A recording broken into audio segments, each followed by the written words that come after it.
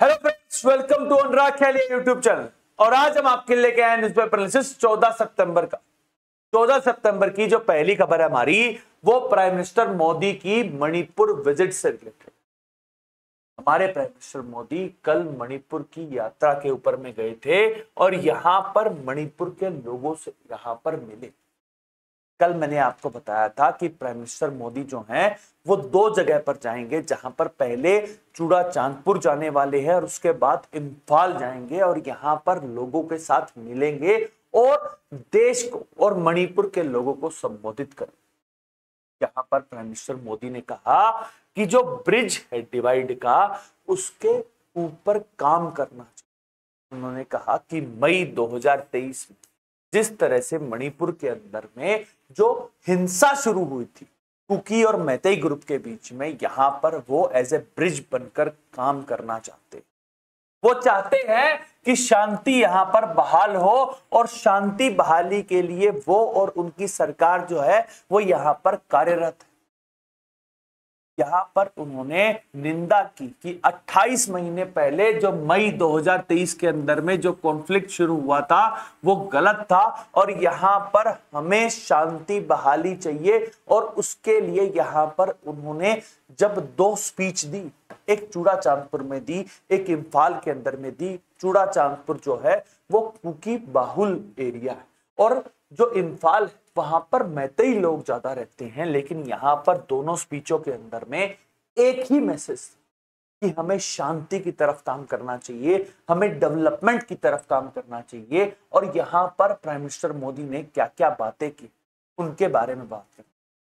Piece के बारे में तो प्राइम मिनिस्टर मोदी ने बात की, उसके बाद उन्होंने रिहेबिलिटेशन के बारे में। जिस तरह से मई 2023 के अंदर में जो कॉन्फ्लिक्ट शुरू हुआ था और उसके बाद लगभग 60,000 लोग जो हैं जो विस्थापित हो चुके हैं, यहाँ पर उनके लिए जो प्राइम मिनिस्टर मोदी हैं उन्होंने जो 3,000 करोड़ रुपए की जो सहायता राशि जो सेंट्रल गवर्नमेंट की तरफ से आने वाली थी, इसके अंदर में एडिशनल जो 500 करोड़ रुपए देने की बात की और ओवरऑल 7,000 जो घर हैं वो बनाए जाएंगे पीएम आवास योजना के तहत।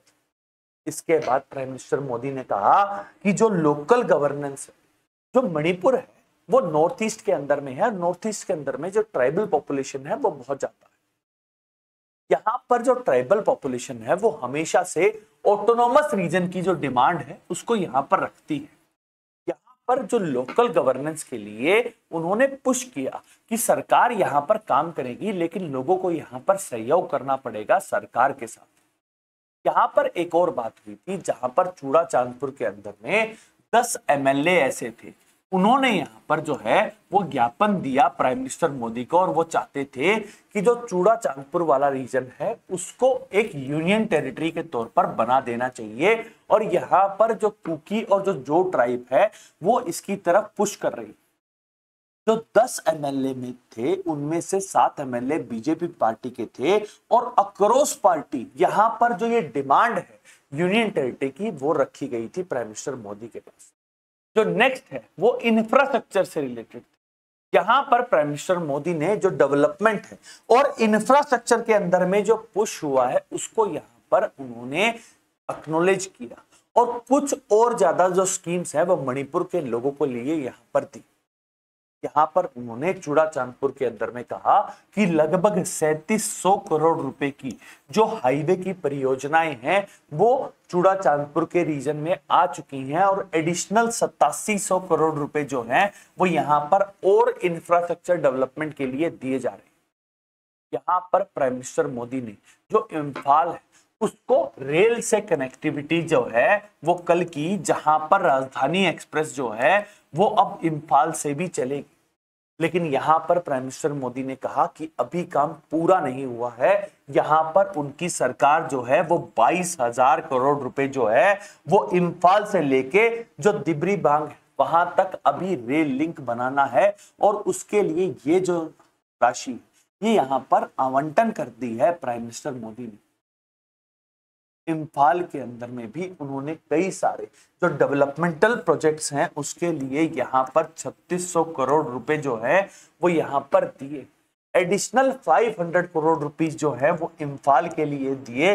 यहां पर प्राइम मिनिस्टर मोदी ने चूड़ा चांदपुर और जो इम्फाल है वहां पर कई सारे डेवलपमेंट के नए प्रोजेक्ट दिए और यहां पर लोगों से कहा कि जब डेवलपमेंट होगा और डेवलपमेंट के साथ यहां पर आप शांति बनाएंगे तो जो 2014 से पहले जहां मणिपुर का जो जीडीपी है वो 1% तक रहता था, अब जो बढ़कर 10% पर पहुंचा है। यहां पर उनकी सरकार की उपलब्धि है, लेकिन यहां पर हमारे पास और पोटेंशियल है और इसीलिए यहां पर जो इंफ्रास्ट्रक्चर है उसके अंदर में पुश किया जा रहा है। यहां पर उन्होंने वुमेन एम्पावरमेंट की भी बात की और ये कहा कि वुमेन एम्पावरमेंट के लिए जिस तरह से जो एजुकेशन के यहाँ पर नए स्कूल्स और न्यू एजुकेशन पॉलिसी जिस तरह से इंप्लीमेंट की जा रही है मणिपुर के अंदर में, यहाँ पर एम्पावरमेंट होगा वुमेन्स का। और लास्ट में उन्होंने यूथ को यहाँ पर कहा कि यूथ और स्पोर्ट्स का जो इंटीग्रेशन है वो इंपॉर्टेंट है। यहाँ पर उन्होंने हिस्ट्री की बात की। जब इंडियन नेशनल आर्मी जो सुभाष चंद्र बोस ने बनाई थी, जब मणिपुर के अंदर में गए थे तो मणिपुर में वो पहला स्टेट था इंडिया का जहां पर जो आईएनए का जो फ्लैग है यहां पर होस्ट हुआ था। यहां पर उन्होंने कहा कि जो यूथ है मणिपुर का उसके लिए यहां पर स्पोर्ट्स की नई फैसिलिटीज बनाई जाएंगी, जहां पर नेशनल स्पोर्ट्स यूनिवर्सिटी बनेगी, इसके साथ साथ एक ओलंपिक पार्क बनेगा और जो पोलो इंफ्रास्ट्रक्चर है उसको भी यहां पर डेवलप किया जाए। प्राइम मिनिस्टर मोदी ने अपनी स्पीच के अंदर में जो मणिपुर के लोगों उनको यहां पर एड्रेस करते हुए उनको यहां पर शांति की तरफ और डेवलपमेंट की जो राह है वो यहां पर दिखाई। लेकिन यहां पर कुछ सवाल आते हैं। सबसे पहला सवाल यह आता है कि 1988 के बाद प्राइम मिनिस्टर मोदी पहले ऐसे प्राइम मिनिस्टर हैं जो चूड़ा चांदपुर पहुंचे। लास्ट टाइम राजीव गांधी जो हैं वो चूड़ा चांदपुर आए थे, तो क्या चूड़ा चांदपुर के लोगों के लिए प्राइम मिनिस्टर मोदी का एक्सेस नहीं? नॉर्थ ईस्ट के अंदर में यहां पर ऐसा क्यों हो रहा है कि इतने टाइम के बाद एक प्राइम मिनिस्टर जो है वो यहां पर विजिट करता है?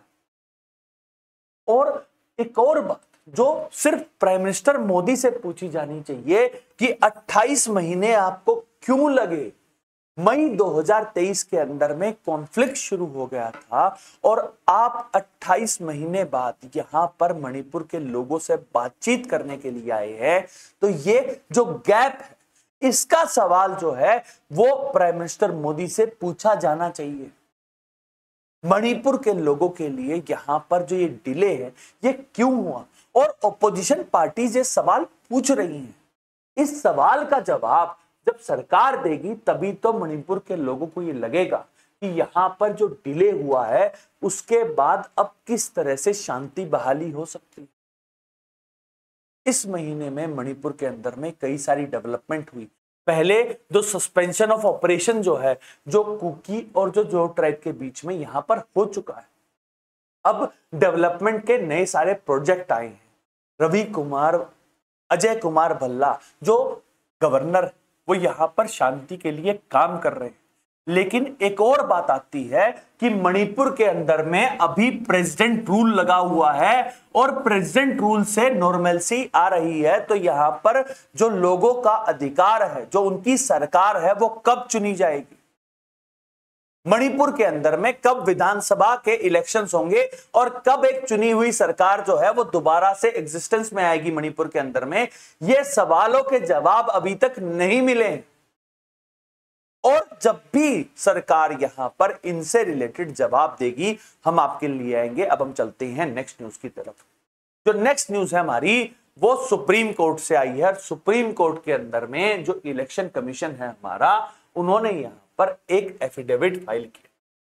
यहां पर सुप्रीम कोर्ट के अंदर में पूछा गया था कि जो इलेक्शन कमीशन जो एसआईआर की प्रक्रिया को करने वाला है यहां पर किस अधिकार के थ्रू कर, और सवाल उठाए जा रहे थे कि इलेक्शन कमीशन क्या एसआईआर कर भी सकता है या नहीं कर सकता है। यहां पर सुप्रीम कोर्ट के अंदर में इलेक्शन कमीशन ने कहा कि उनकी ये पूरी डिस्क्रिशनरी पावर है कि वो कभी भी इलेक्टोरल रोल का रिवीजन कर सकते हैं। और यहां पर इसी पावर का इस्तेमाल करते हुए 1 जनवरी 2026 से जो एसआईआर की प्रक्रिया है वो पूरे देशव्यापी होगी। यहां पर उन्होंने ये भी कहा कि जो इलेक्शन कमीशन है उसके पास रिप्रेजेंटेशन ऑफ पीपल एक्ट के तहत यहां पर पावर है कि वो स्पेशल रिवीजन कर सकती है, और स्पेशल रिवीजन इसीलिए वो कर रही है। और यहां पर इस बार की जो एसआईआर पूरे देशव्यापी होगी, यहां पर पूरी तैयारियां हो चुकी। यहां पर इलेक्शन कमीशन ने कहा कि जो पीरियोडिक एसआईआर है वो बहुत जरूरी है। लास्ट टाइम जो एसआईआर हमारे देश में हुई थी वो 2003-4 के बीच में हुई थी, और उसके बाद से लेके अब तक नहीं हुई है। और इसीलिए जो सुप्रीम कोर्ट के अंदर में ये एफिडेविट फाइल किया है इलेक्शन कमीशन ने कि 1 जनवरी से यहां पर एसआईआर देशव्यापी होने वाली। लेकिन एक सवाल उठता है, इलेक्शन कमीशन को एसआईआर की प्रक्रिया अब क्यों कर रही है? आप लोकसभा इलेक्शन से पहले भी कर सकते थे, आपने ये डिले क्यों किया? यह सवाल इलेक्शन कमीशन से पूछा जाना चाहिए। और जब सुप्रीम कोर्ट ये सवाल अगर पूछती है तो उसका जवाब जो भी आएगा वो हम आपके लिए ले आएंगे। जो नेक्स्ट खबर आ रही है वो भी सुप्रीम कोर्ट से है, जहां पर 15 सितंबर को जो वक्फ अमेंडमेंट एक्ट जो अप्रैल के अंदर में जो हमारे पार्लियामेंट से पास हो चुका है, और उसकी जो सुनवाई है वो मई के महीने में 3 दिन तक लगातार हुई थी, जिसकी अध्यक्षता कर रहे थे हमारे मुख्य न्यायाधीश जस्टिस पी.आर. गवई। अब 15 तारीख को जो है वो सुप्रीम कोर्ट अपना ऑर्डर डिलीवर करने वाला है, जहां पर यह डिमांड रखी जा रही थी बहुत सारे मुस्लिम संगठनों के द्वारा कि जो वक्फ अमेंडमेंट एक्ट है उसके ऊपर स्टे लगा देना चाहिए। तो इसीलिए 15 तारीख को जब जस्टिस बी.आर. गवई की बेंच इसकी सुनवाई करेगी, ये एक इंपॉर्टेंट डेवलपमेंट है। इससे रिलेटेड जो भी डेवलपमेंट होगी वो हम आपके लिए। अब हम चलते हैं नेक्स्ट न्यूज की तरफ। जो नेक्स्ट न्यूज है हमारी वो अर्थव्यवस्था से रिलेटेड, इकोनॉमी से रिलेटेड। और जब से डोनाल्ड ट्रंप अमेरिका के राष्ट्रपति बने हैं तब से एक बड़ा चेंज आया, क्योंकि अप्रैल के महीने में उन्होंने कहा कि पूरे विश्व के ऊपर में मैं रेसिप्रोकल टैरिफ लगाऊंगा।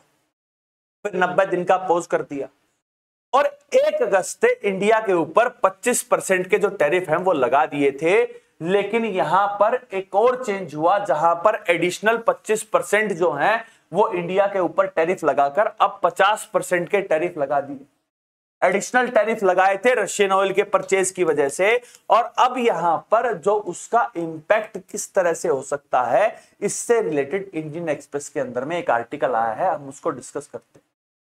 यहां पर एक टेबल के अंदर में आप देख पा रहे होंगे कि जो यूएस का इंपोर्ट है टेक्सटाइल सेक्टर के अंदर में, इसके बारे में बातचीत। यहां पर यह देखा गया है कि जून 2024 से लेकर जून 2025 के बीच में किस तरह का ट्रेंड देखा गया है। यहां पर यह देखा गया है कि चाइना से जो सामान आता है उसके अंदर में भारी गिरावट देखी गई है, लगभग 16%। वहीं पर बाकी देशों के अंदर में काफी इंक्रीज है। सबसे ज्यादा इंक्रीज जो है वो बांग्लादेश के अंदर में है, फिर कंबोडिया, फिर इंडोनेशिया, और इंडिया के जो इंक्रीज है वो भी काफी ज्यादा है, लगभग 11.74%, लगभग 12% की बढ़ोतरी हुई है। लेकिन यहां पर अब 50% के टैरिफ लग गए हैं, और यहां पर अब सवाल उठता है कि हमारी सरकार जो एक्सपोर्टर्स थे, जो यूएसए को एक्सपोर्ट किया करते थे, उनके लिए क्या काम कर रही है। यहां पर कुछ सारे जो मेजर्स उनके बारे में बातचीत हुई है, जहां पर पहला है कि कोलेटरल फ्री लोन देना चाहिए, सब्सिडाइज इंटरेस्ट रेट होना चाहिए, क्रेडिट गारंटी होनी चाहिए, और जो लेबर इंटेंसिव एक्सपोर्ट्स है उनके लिए यहां पर स्पेशल पैकेज निकाला जाना चाहिए। यहां पर बहुत सारे एक्सपर्ट्स ये कह रहे हैं कि जो 25% के जो एडिशनल टैरिफ लगे हैं ये टेम्परेरी है, और जल्द ही यहां पर बदलाव होगा, और इंडिया के ऊपर में जो सेकेंडरी टैरिफ लगे हैं वो हट जाएंगे। यहां पर एक और अनुमान लगाया जा रहा है कि जिस तरह से डोनाल्ड ट्रंप ने यहां पर टैरिफ लगाए हैं, पिछली साल इंडिया का जो एक्सपोर्ट था 87 बिलियन डॉलर का वो घटकर 49.6 बिलियन डॉलर का हो सकता है। ये जो कमी है यहां पर कई सारे सेक्टर्स के अंदर में हो सकती है, लेकिन यहां पर हमारी सरकार को अब एक्सपोर्टर्स की यहां पर मदद करनी पड़ेगी। एक और ट्रेंड देखा गया है जहां पर बड़े बड़े जो रिटेलर्स हैं, जिसके अंदर में रिलायंस रिटेल्स आती है और आदित्य बिरला ग्रुप है, उन्होंने अपना जो शिफ्ट है वो इंडियन डोमेस्टिक मार्केट की तरफ कर दिया है। और जिस तरह से अब जीएसटी के रिफॉर्म्स आए हैं, यहां पर अगर हम इंडियन प्रोडक्ट्स को ही यहां पर परचेज करना शुरू कर देते हैं तो इंडियन मार्केट 140 करोड़ की, और यहां पर अगर कंजम्पशन बढ़ता है तो जो एक्सपोर्टर्स को जो नुकसान होने वाला है वो नहीं होगा और ओवरऑल हमारी इकोनॉमी जो है वो बहुत सही से काम करेगी। अब सरकार क्या इन मेजर्स के ऊपर में काम कर रही है और उनका इंपैक्ट कैसा आएगा वो देखने की बात है, लेकिन एक बहुत ही अच्छा ट्रेंड दिखा है, और जो अच्छा ट्रेंड है वो फॉरेन इन्वेस्टमेंट से रिलेटेड है।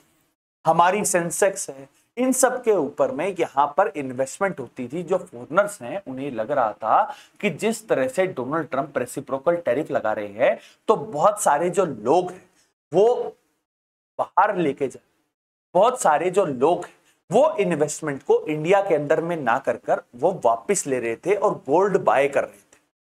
लेकिन यहां पर एक बहुत बड़ा पुश देखा गया है जहां पर 9 सितंबर से लेके 12 सितंबर के बीच में 168 बिलियन डॉलर जो हैं वो पहली बार इन्वेस्टमेंट इन हुई है, जहां पर पिछले 8 महीने के अंदर में जो फॉरेन पोर्टफोलियो इन्वेस्टमेंट है, जो फॉरेन इन्वेस्टर्स हैं वो यहां पर इंडिया से बाहर जा रहे थे, अब यहां पर इन्वेस्टमेंट शुरू हो गई है। और यहां पर जो इंडिया का जो रिस्पॉन्स है, जिस तरह से इंडिया ने जो रेसिप्रोकल टैरिफ लगे, सेकेंडरी टैरिफ लगे, लेकिन इंडिया का जो रिस्पॉन्स था, हम हमारी फॉरेन पॉलिसी के ऊपर में, हम हमारी इकोनॉमिक पॉलिसीज के अंदर में सॉवरेनिटी को मेंटेन कर रहे हैं। और इसी वजह से इंडिया के अंदर में अब एक अच्छी खबर आई है जहां पर पिछले हफ्ते के अंदर में जो इन्वेस्टमेंट है उसके अंदर में पुश हुआ है।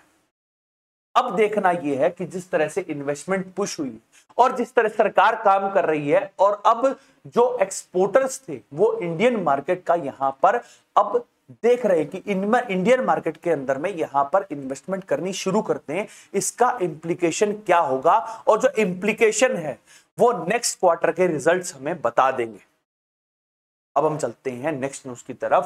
जो नेक्स्ट न्यूज है हमारी वो नक्सलिज्म से रिलेटेड है, माओवाद से रिलेटेड। और इंडिया के अंदर में जो माओवाद है वो एक ऐसी बीमारी है जिसको जड़ से खत्म करने के लिए हमारी मिनिस्ट्री ऑफ होम अफेयर्स ने यहां पर एक डेडलाइन रखी हुई है, जहां पर 31 मार्च 2026 तक जो नक्सलिज्म है उसको देश से खत्म करना। यहां पर एक डेवलपमेंट हुई जहां पर अंडरग्राउंड फॉर ओवर 40 इयर्स जो कृष्ण जी, जो सेंट्रल कमेटी, कोर कमेटी, जो सीपीआईएम, जो एक बैंड पार्टी है, उसकी यहां पर उनकी जो पत्नी है उन्होंने यहां पर सरेंडर कर दिया। जो सुजाता, जिनको पोतलू पद्मावती जो उनका नाम था, उन्होंने यहां पर सरेंडर कर दिया। और सेंट्रल कोर कमेटी की मेंबर है वो यहां पर सरेंडर कर रही हैं। तो ये दिखाती है कि जो सीपीआईएम, जो एक बैंड पार्टी है, अब यहां पर उनके कोर कमांडर या तो सरेंडर कर रहे हैं या उनको मार गिराया जा रहा है। यहां पर हमारे होम मिनिस्टर ये बात कह चुके हैं कि माओवादियों के लिए 2 ही विकल्प है, या तो आप सरेंडर कर दीजिए वरना आर्म्ड फोर्सेस यहां पर आपके खिलाफ कार्रवाई करेंगी। कल मैंने बताया था कि बीजापुर के अंदर में एक्टिविटी हुई जहां पर छत्तीसगढ़ पुलिस, सीआरपीएफ की कोबरा कमांड ने मिलकर जो 10 माओवादी हैं उनको यहां पर मार गिराया गया था। बीजापुर के अंदर में अभी भी एक्टिविटी हो रही है जहां पर 2 माओवादियों की कल हत्या कर दी गई। यहां पर अब माओवादियों के लिए जो हमारी आर्म्ड फोर्सेस हैं वो पूरी तरह से यहां पर अपना टारगेट जो है, जो 31 मार्च का जो टारगेट है उसको यहां पर फुलफिल करना चाहती है। और इंडिया के अंदर में एक तरह जो रेड कॉरिडोर चलता था, जहां पर नक्सलिज्म जो है वो वेस्ट बंगाल से लेके आंध्र प्रदेश तेलंगाना तक चलता था, जहां पर कई सारे स्टेट्स हमारे आंध्र प्रदेश, तेलंगाना, उसके साथ साथ मध्य प्रदेश, उड़ीसा, महाराष्ट्र, छत्तीसगढ़, झारखंड, बिहार, वेस्ट बंगाल, अब वो सिमट कर कुछ डिस्ट्रिक्ट्स तक रह गया है। तो यहां पर हमारी सरकार ने माओवाद को खत्म करने के लिए एक इंपॉर्टेंट पहल की।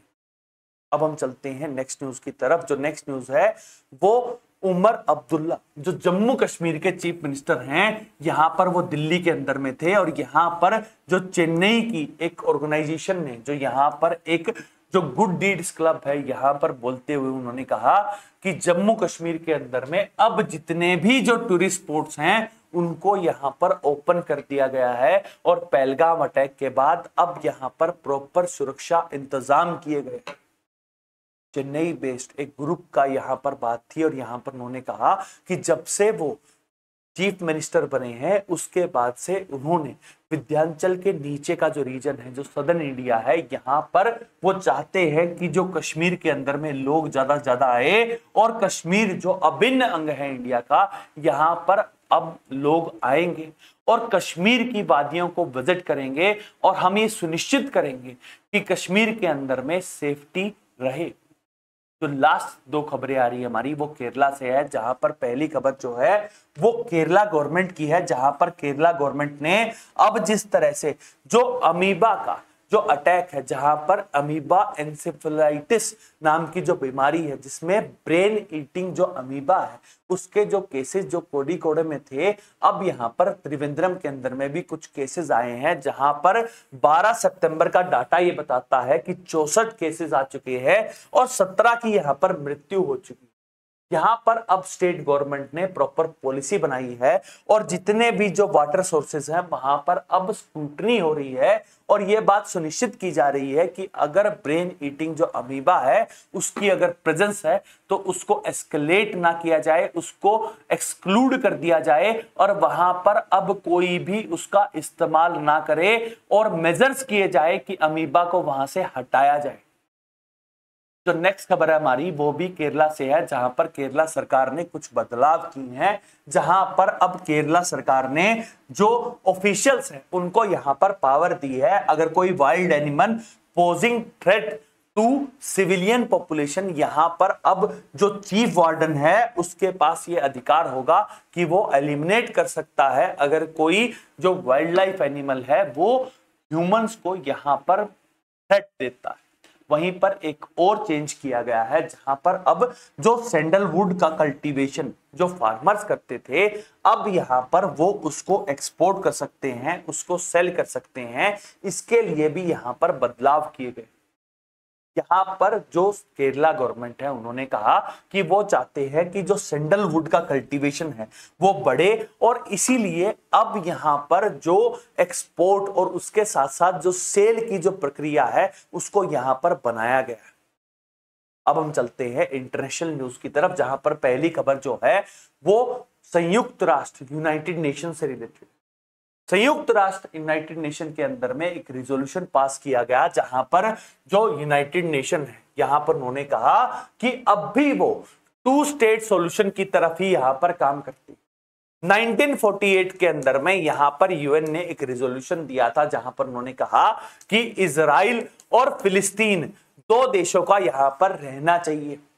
और यहां पर जब कल वोटिंग हुई जिसके अंदर में 142 वोट जो है वो यहां पर यूएन के रिजोल्यूशन के पक्ष में पड़े, जहां पर 10 वोट जो है वो विपक्ष में और 12 ने यहां पर एब्सटेन कर दी। और यूएन के इस रिजोल्यूशन के बाद इजराइल के जो प्राइम मिनिस्टर है नेतन्याहू, यहां पर उन्होंने कहा कि फिलिस्तीन स्टेट जो है वो है ही नहीं, अब सिर्फ एक इजराइल स्टेट है। और यहां पर अब फिलिस्तीनी लोगों के लिए जो उनका एक डिमांड है कि एक फिलिस्तीन राष्ट्र बनेगा, अब उसका क्या होगा। जिस तरह से अब इजराइल ने गाजा सिटी के ऊपर में पूरा कब्जा कर लिया है, गाजा स्ट्रिप के अंदर में, अब अगर फिलिस्तीन बनता भी है एक छोटा सा रीजन आएगा, वेस्ट बैंक के अंदर में इलीगल ऑक्यूपेशन जो है वो इजराइल के द्वारा किया जा रहा है। अब फिलिस्तीन देश को पूरी तरह से नकार दिया है प्राइम मिनिस्टर नेतन्याहू ने। अब देखना यह होगा कि 2 स्टेट सॉल्यूशन क्या इंप्लीमेंट होगा भी या नहीं होगा। वहीं पर गाजा सिटी के अंदर में जो इजरायली फोर्सेस हैं उन्होंने स्ट्राइक किया, जहां पर 32 लोग जो है वो मारे गए, और स्ट्राइक जो है वो हॉस्पिटल के अंदर में रहने वाले लोगों के ऊपर हुआ। इजराइल इस समय अब हमास के खिलाफ ना जंग करके एक जेनोसाइड कर रहा है, जहां पर कई सारी जो एजेंसीज हैं वो ये बात कह चुकी है कि जेनोसाइड कर रहा है इस समय इजराइल, लेकिन इजराइल अभी भी एक्टिव है और यहां पर इजराइल के ऊपर में कोई प्रतिबंध नहीं लग पा रहा है, और प्रतिबंध अगर लगता भी है तो उसका कोई भी संज्ञान नहीं ले रहा इजराइल। अब देखना यह है कि क्या फिलिस्तीनी लोगों के जो अधिकार है उनकी अवहेलना इसी तरह से होती रहेगी, और इजराइल जो है वो फिलिस्तीन स्टेट को पूरी तरह से अब एग्जिस्टेंस ही खत्म कर देगा। तो नेक्स्ट खबर आ रही है हमारी, वो यूएसए से है, जहां पर उन्होंने कहा कि impose tariff on Russian oil buyers, और यहां पर उन्होंने अर्ज किया है G7 कंट्रीज से। G7 कंट्रीज का जो ग्रुप है जिसके अंदर में यूएसए है, कनाडा है, यूके है, फ्रांस है, इटली है, जर्मनी है, जापान है, इन सब से यहां पर अर्ज किया है। उन्होंने कहा कि जिस तरह से यूएसए ने इंडिया के ऊपर जो 25% के एडिशनल टैरिफ लगाए हैं, यहां पर जो नेटो फोर्सेस और जो G7 कंट्रीज हैं उन सबको अब चाइना और इंडिया के ऊपर में यहां पर टैरिफ लगा देने चाहिए। यहां पर यूएसए G7 कंट्रीज से बात कर रहा है, वहीं पर G7 कंट्रीज के जो ग्रुप है यहां पर जर्मनी, फ्रांस, ईयू पूरा का पूरा जो है वो रशियन गैस को परचेज कर रहा है। क्या जो यूरोपियन यूनियन है वो अपने ऊपर ही कोई सैंक्शन लगाएगी? किस तरह की बात करना चाहते हैं? और डोनाल्ड ट्रंप एक तरफ इंडिया के साथ कहते हैं कि हम ट्रेड बैरियर के ऊपर बातचीत कर रहे हैं, और यहां पर अपनी नाकामी को छुपाने के लिए यहां पर अब टैरिफ लगा रहे हैं। चाइना के ऊपर तो आपने टैरिफ नहीं लगा रखे हैं क्योंकि आपका जो डेफिसिट इतना ज्यादा है कि आपके देश के अंदर में इन्फ्लेशन हो जाएगा। और यहां पर किस तरह का बर्ताव कर रही है यूएसए, आपका इस बारे में क्या विचार है? आप हमें कमेंट करके बताइएगा। अब हम चलते हैं नेक्स्ट न्यूज की तरफ। जो नेक्स्ट न्यूज है हमारी वो रशिया यूक्रेन कॉन्फ्लिक्ट से रिलेटेड है, जहां पर पोलैंड के बाद अब रोमानिया के अंदर में भी जो एयर स्पेस का वॉयलेशन है वो रशियन ड्रोन्स और फाइटर जेट्स के द्वारा किया गया है। और उसके साथ अब ये लग रहा है कि पोलैंड ने जो आर्टिकल 4 है वो नेटो का यहां पर इन्वोक करवा रखा है। क्या आर्टिकल 5 इन्वोक हो जाएगा? और अगर ऐसा होता है तो पूरी नेटो की नेटो फोर्सेज जो हैं वो रशिया के खिलाफ आ जाएंगी, तो क्या कोई वर्ल्ड वॉर टाइप सिचुएशन होने वाली? जो नेक्स्ट खबर है वो हमारे पड़ोसी देश पाकिस्तान से है, जहां पर पाकिस्तान की आर्मी ने कहा है कि जो 19 सोल्जर और उसके साथ साथ 45 जो टीटीपी जो टेररिस्ट है, तहरीके तालिबान, जो पाकिस्तान की अंदर में जो तालिबान का आउटफिट है, यहां पर उनके 45 जो टेररिस्ट हैं उनको मार गिराया गया है खैबर पख्तूनवा के अंदर में। यहां पर जो प्राइम मिनिस्टर शहबाज शरीफ और फील्ड मार्शल आसिफ मुनीर ने यहां पर विजिट किया और उन्होंने कहा कि अब शांति की तरफ जो पाकिस्तानी आर्मी है वो यहां पर काम कर रही है। जो लास्ट खबर आ रही है हमारे पड़ोसी देश नेपाल से। नेपाल के अंदर में कल इंटरिम प्राइम मिनिस्टर बनी थी और पहली महिला प्राइम मिनिस्टर बनी थी सुशीला कार्गी जी। यहां पर हमारे प्राइम मिनिस्टर मोदी ने उनको कांग्रेचुलेट किया। वहीं पर अब अनाउंसमेंट कर दी है नेपाल के प्रेसिडेंट ने कि 5 मार्च को अब नेपाल के अंदर में अगले चुनाव होने वाले हैं, और इस बीच में जो सुशीला कार्गी जी हैं वो इस तरह की व्यवस्था करेगी कि नेपाल के अंदर में जो कॉन्फ्लिक्ट है वो अब रिजॉल्व हो जाए और नेपाल की जो व्यवस्था है वो अब स्थिर हो सके। That's all for today. Thank you very much and please subscribe to Anurag Kheli YouTube channel. Thank you.